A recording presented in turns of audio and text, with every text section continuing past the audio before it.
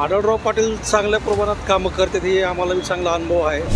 नक्कीच शिवाजीराव आढळराव पाटील हेच निवडून येतील. अमोल कोल्हेंचा कुठेही कोणाला कसलाही आजपर्यंत अनुभव आलेला नाही आहे. निवडणुकीत इंटरेस्ट नाही आहे बिलकुल.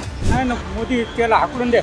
कोणी येते कोणी जाते सगळे सारखेच आपल्याला. तुमच्या भागात दोन उमेदवार आहे, अमोल कोल्हे आढळराव, कोण येईल मग? आढळराव.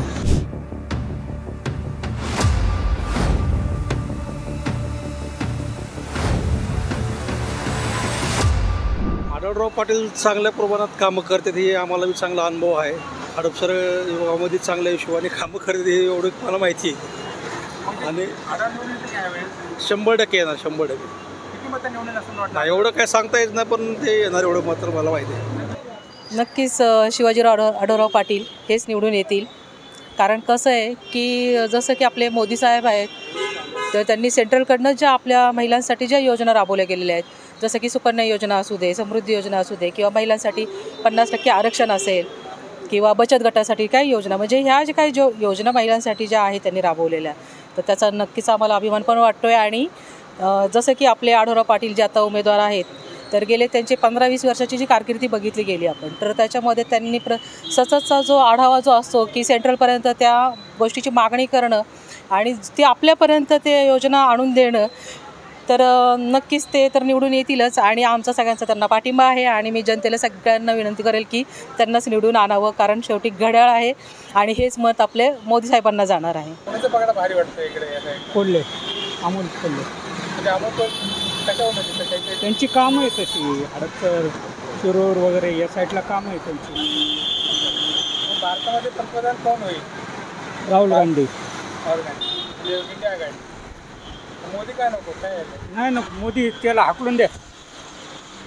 काय झालं मोदी? नको मोदी नकोच आम्हाला. आढळराव पाटलांचा मला आलेला अनुभव सांगतो.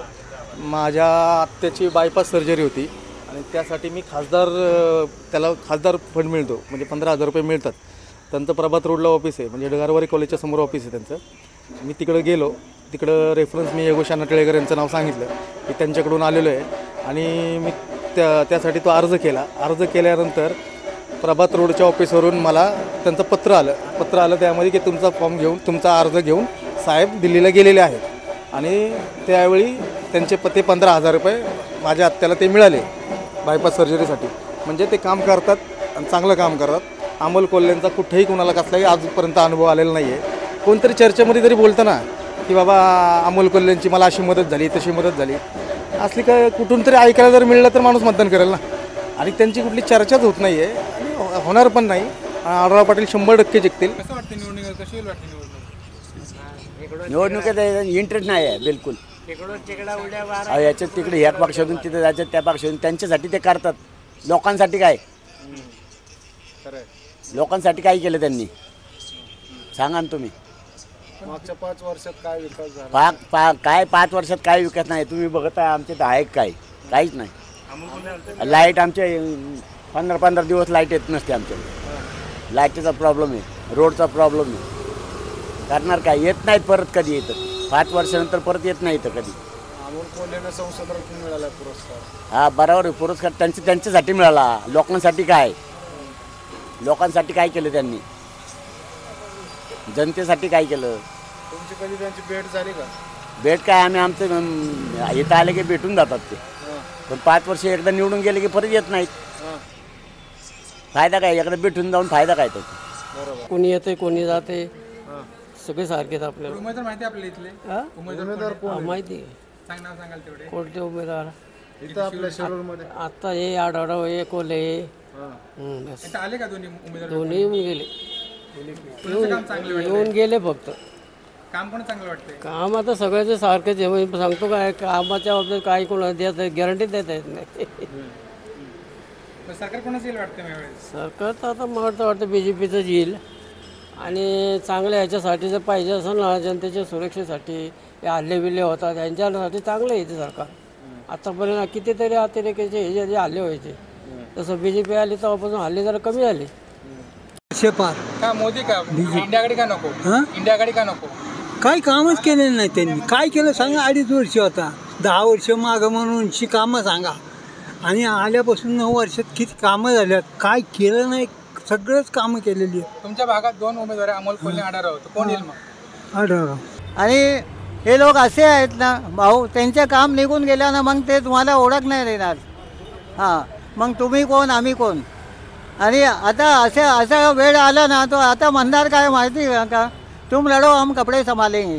तो ऐसा काम नहीं होना चाहिए. और गरीब को बोलेंगे हम पानी की व्यवस्था करेंगे, हम ये करेंगे वो करेंगे. अभी परसों मैं पेपर में पढ़ा था कि कोंडवा के अंदर और कातरज में पानी का इतना बुरा हाल है, इतनी तकलीफ चल रही है कि लोग शमशान का पानी पीने में मजबूर हो गए.